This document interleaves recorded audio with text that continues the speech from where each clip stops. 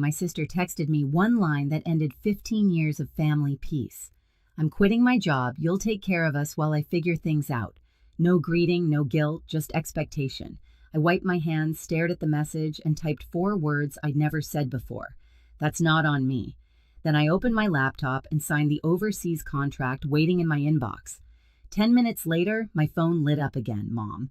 But what she wrote next didn't just test my patience. It forced me to choose between blood and freedom. Before we dive in, hit like and tell me, have you ever been the responsible one who finally said no? When people say family keeps you grounded, they don't mention how heavy the ground can feel when you're the one holding everyone up. I've always been that person. Emma Pierce, 32 operations manager, the human equivalent of a spreadsheet. My parents called me the stable one. What they meant was the one who never says no. Our family dinners looked warm from the outside, a roast in the oven, football humming from the living room candles, flickering against framed photos of vacations we couldn't afford without my credit card. But beneath the calm, everything was measured: my time, my paycheck, my patience. Mom would pass the bread and say, "You know, your sister's creative spirit just needs support right now." Translation. Jenna's latest failed dream had a new invoice attached. Dad would grunt from behind his beer.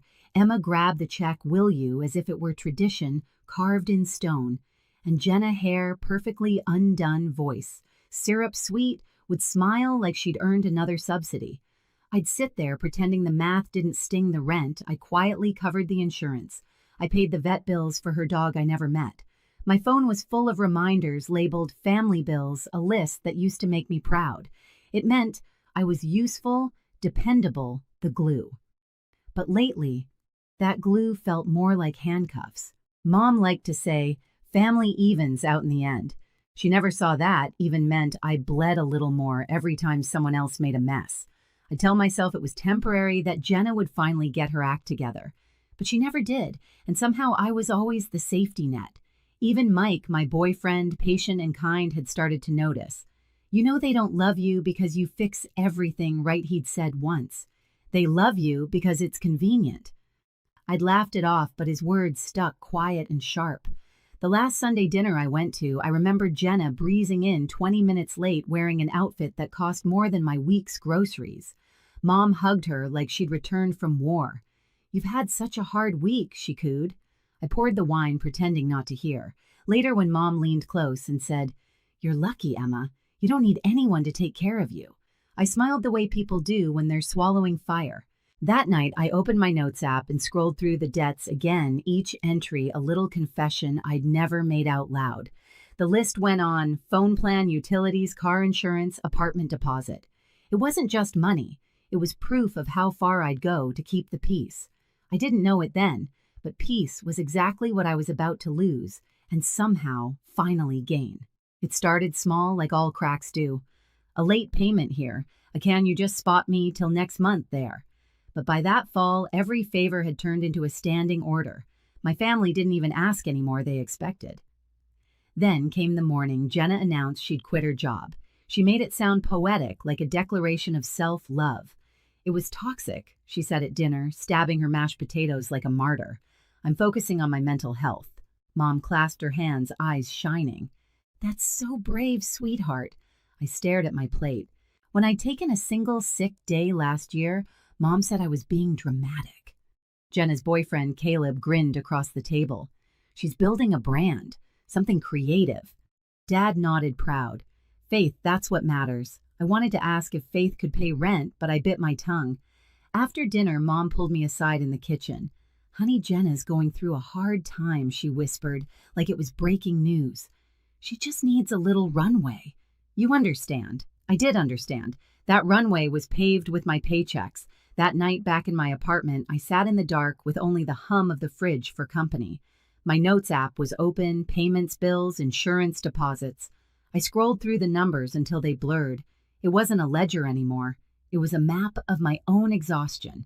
2 weeks later, the text came, the same one that cracked everything wide open. 8:12 a.m. The morning light was soft, harmless.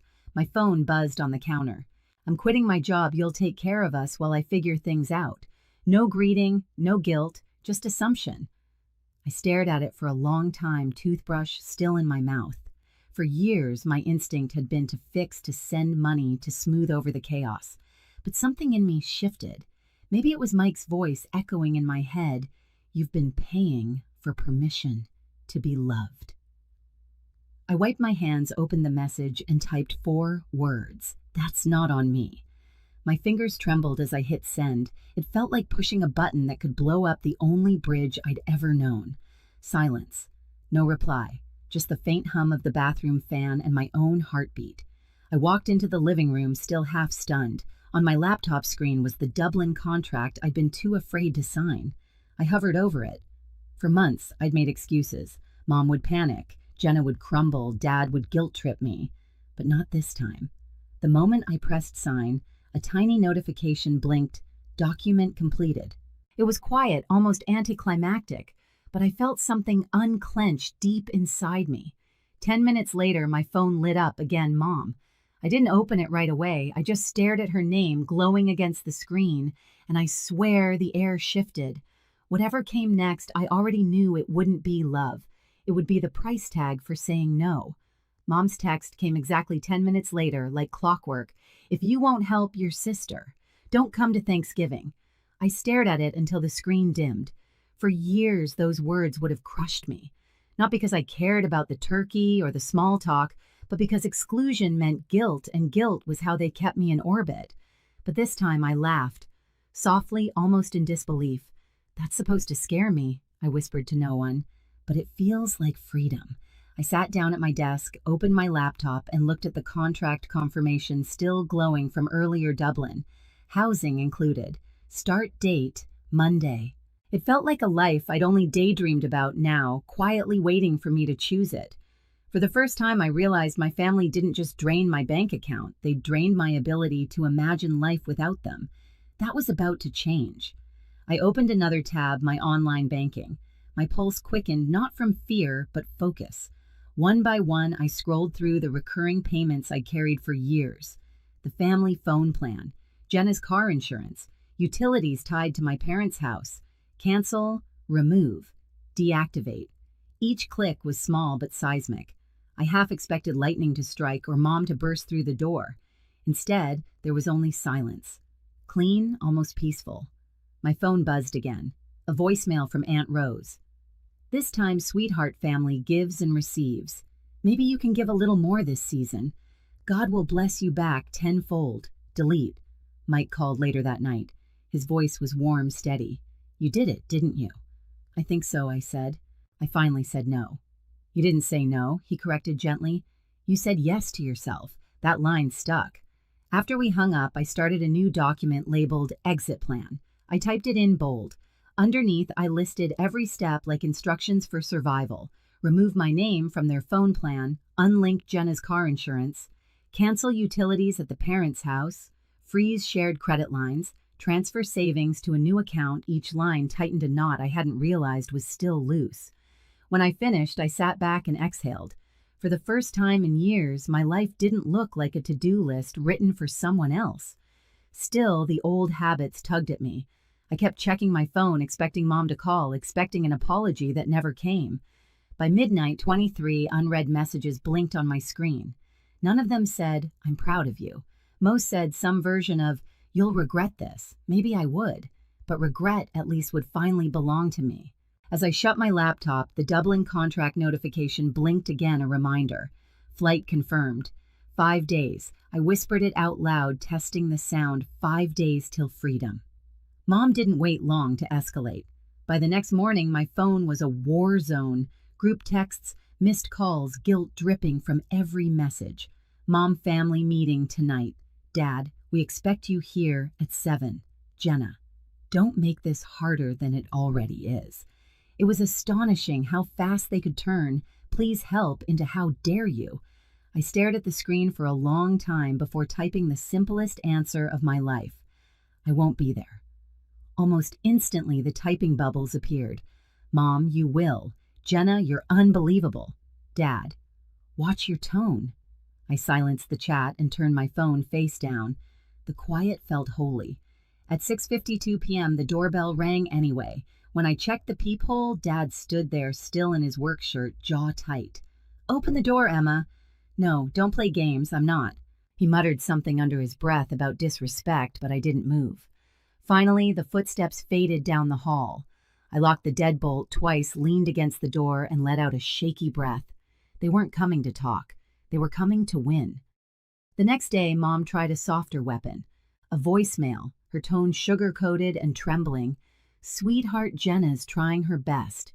She needs a little support just this once. Think about what family means." I deleted it halfway through. By evening, I got a FaceTime call. The family conference. I almost didn't answer, but part of me wanted to see their faces, wanted to finally stop pretending. When the screen lit up, all three were there. Mom in the kitchen, Dad at the head of the table, Jenna beside her, with swollen eyes and perfect lighting. Caleb hovered in the background, pretending to fix something on his phone. Emma, Mom, started softly, "Can we please talk like adults?" "I thought that's what I've been doing," I said.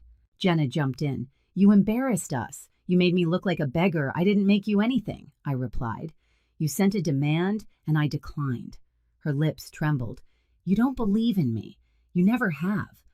That one stung, not because it was true, but because it used to work. "Jenna," I said carefully, "belief isn't a bank loan." Caleb chuckled low and condescending. "She's so uptight. No wonder you're single half the year." My voice didn't rise. "Caleb, do you even hear yourself?" He smirked. "Just a joke." Mom cut in sharply. "Enough. Emma, your sister's business could change her life. She just needs someone responsible on paper." Dad leaned forward, hands clasped. "It's not even risky. It's a small loan, 150 tops. You'll co-sign, that's all." "That's all," I repeated, letting the words sink in. "You're asking me to guarantee a $150,000 loan for someone who quit her job last week." Mom's voice hardened. "Don't be dramatic. We raised you better than this." I felt something snap, not anger, just clarity. "You didn't raise me to say yes. You raised me to survive saying no." The silence that followed was thick enough to touch. Dad's face flushed. "Watch your tone." "I am," I said evenly. "It's calm." Mom's eyes narrowed. "So that's it. You're walking away from your family. I'm walking away from being your financial plan." Jenna started crying, mascara pooling at the corners of her eyes. "You're punishing me for being different. I'm setting boundaries," I said. "There's a difference." Mom slammed her hand on the table. "You'll regret this, Emma." I nodded once. "Maybe, but I'll regret it on my own dime." I ended the call. Seconds later, the group chat exploded, paragraphs from Mom threats, from Dad emojis, from Aunt Rose. One message from Jenna: "You destroyed this family." I didn't reply. I turned off notifications, opened my exit plan, and started checking boxes. Removed from phone plan, unlinked insurance, canceled utilities, closed shared credit line. Each completed task felt cleaner than the last. By midnight, 43 missed calls blinked on the screen. None from Mike, he knew. When the phone rang again, I finally picked up. "Hey," he said quietly. "You sound lighter." "I think I'm just done," I said. "Then do something about it. Not for revenge, for peace." That line hit deeper than I expected. At 1:04 a.m., I drafted one last message to my mother. "I'm leaving for Dublin Monday. Please stop contacting me unless it's an emergency." I hovered over send hand, trembling. Then I pressed it. The next morning, the retaliation came fast. Posts on Facebook about ungrateful children, Aunt Rose's chain messages about forgiveness, Jenna's cryptic story. Sometimes the ones you love hold you back. They wanted me to feel shame. Instead, I felt still. When Monday came, I zipped up my suitcase. The air in my apartment was cold clean. Every bill in my name, every key in my hand. As I rolled my suitcase to the door, my phone buzzed one last time. A text from Mom. "We won't forget this." I typed back, slowly, "Neither will I." Then I powered it off. At the airport, as the plane engines roared, I thought about every Thanksgiving table, every guilt trip, every silent yes that had built their comfort. And I thought about that one small no that tore it all down. When the wheels left the ground, my heart did too. Dublin was colder than I imagined, gray skies, damp air, and a kind of silence I wasn't used to. but maybe that's why it felt like healing. My company apartment was small, one-bedroom, white walls, a view of the canal. Everything inside belonged to me, every bill, every key, every decision. No shared accounts, no borrowed peace. For the first week, I moved like someone learning to breathe again. I woke up early, walked to work through cobblestone streets, and drank coffee that actually tasted like mine. At night, I cooked for one and listened to the kettle whistle. Sometimes I caught myself waiting for the next crisis call that never came. The quiet felt strange until it didn't. Mike arrived that Friday, suitcase in hand, and a grin that made the place feel less foreign. "You really did it," he said. "You left." I laughed softly. "Yeah." And somehow I'm still standing. He looked around the apartment. "It's peaceful here." "Peaceful feels weird," I admitted, "but I'll get used to it." We ate dinner on the couch, candles flickering against the rain-streaked window. My phone sat face down on the table, silent. When I finally picked it up, there were no new messages. For the first time in years, the absence of noise felt like a blessing. Days turned into weeks. I got promoted early, led my first project, made friends who didn't need rescuing. One afternoon, I scrolled through old notes, the payments bills, utilities list I'd once treated like scripture. At the bottom, I added one final line: debt cleared emotionally and otherwise. A month later, Mom left a voicemail. Her tone was softer this time. "We're fine, sweetheart. Jenna found part-time work. Your dad says hi." I didn't call back, but I smiled anyway. Distance was doing what love never could. It made things kinder. Sometimes I'd stand by the window watching the canal lights ripple. The old Emma would have felt guilty for feeling okay. The new one just whispered, "I earned this."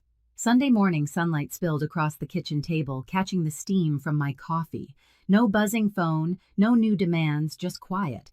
I thought about that first text, the one that ended 15 years of family peace.